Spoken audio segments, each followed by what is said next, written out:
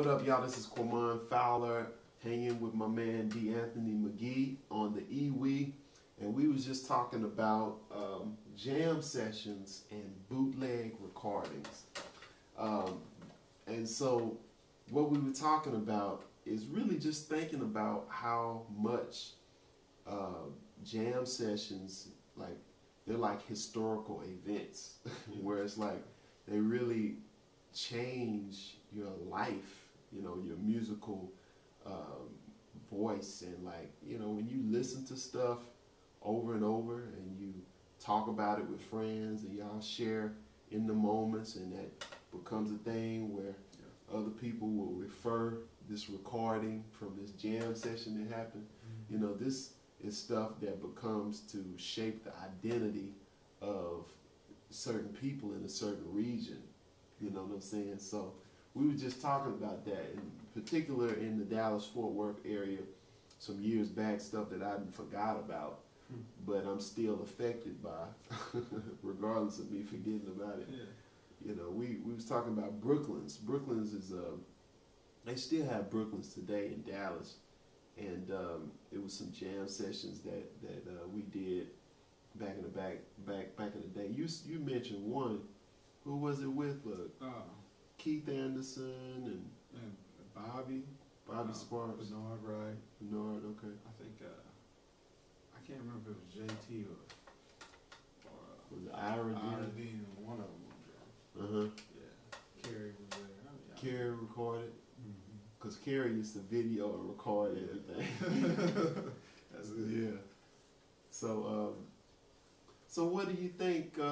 What do you think about those days, those recordings and stuff? It's well, like you said, for me it was a life-changing, you know, event, because when I listen back, even on some of the songs that I soloed on, thinking, you know, I was 16, 17, you know, real young.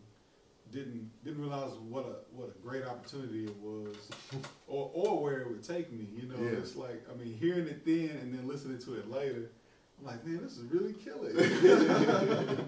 You know, and then I just, you know, just wanted to play. You know, didn't care what anybody else was playing, just wanted to play. And so, yeah, just knowing those cats and growing up and having the opportunity to learn from them and study with you guys, you know, it's been a great experience. And I'm grateful because, you know, it's a lot coming from me now, and it's a lot expected of me. I notice, you know, people on YouTube hitting me up about stuff, and, you know, the younger guys are, you know, checking out my shows like I was with, you know, y'all and Bobby. And right. So I thought it was kind of crazy that's going on. It's like, man, just like the flip side, you know.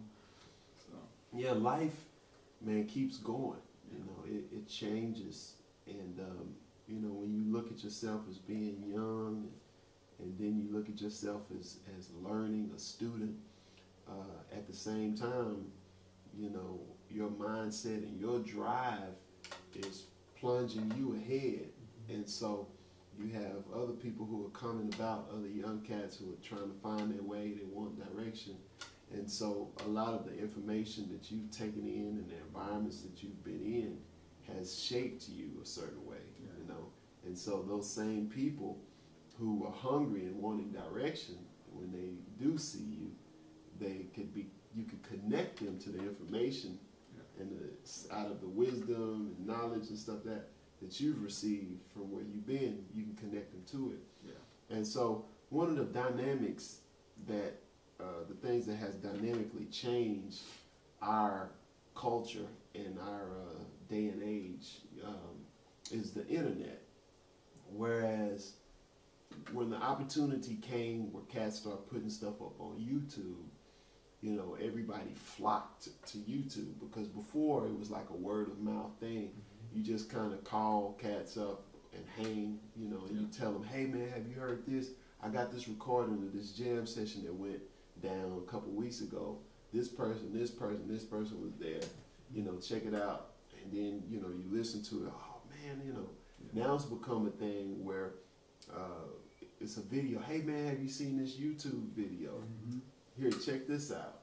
And so now people are spreading information from jam sessions and stuff, bootlegs and all of that from YouTube, you know. And so all of that is changing the way cats get music and get stuff. And I was just thinking about how, I remember when it was this thing where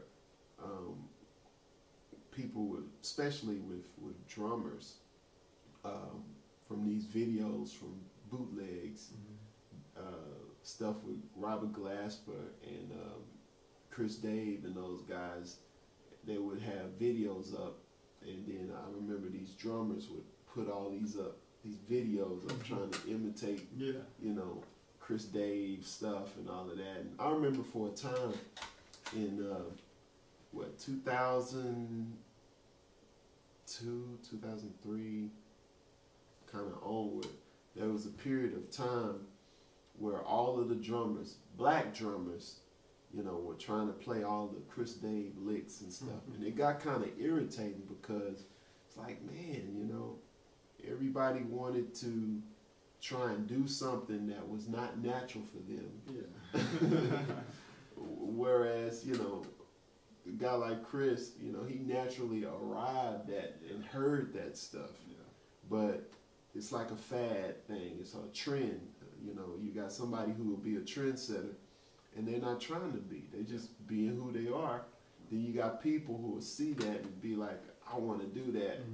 And they force it. And then they try to play all this stuff on their gigs, and it don't fit the context of what's going on. But it creates a phenomenon where it's like now you got all these people that's trying to be clones of a great original.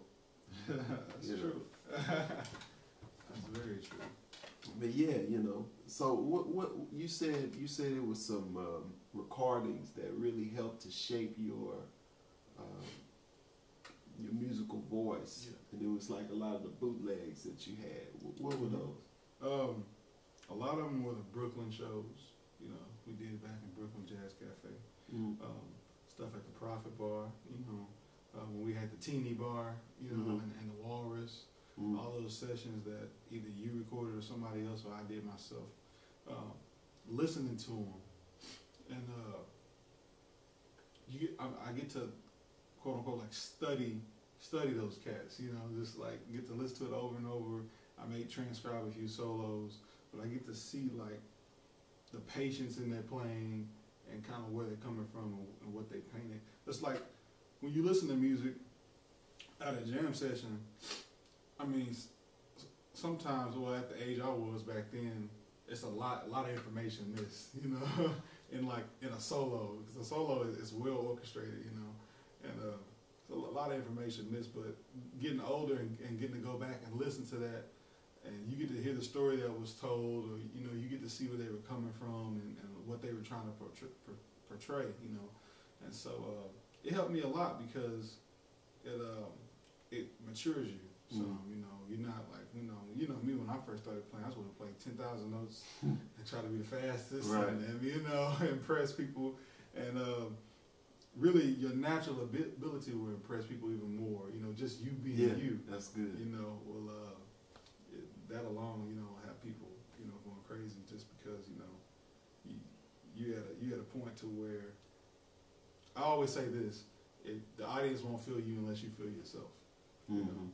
And so when I'm playing and I'm in my zone and doing my music, like as long as I feel and I believe in what I'm playing, then everybody else will feel it and they believe it too.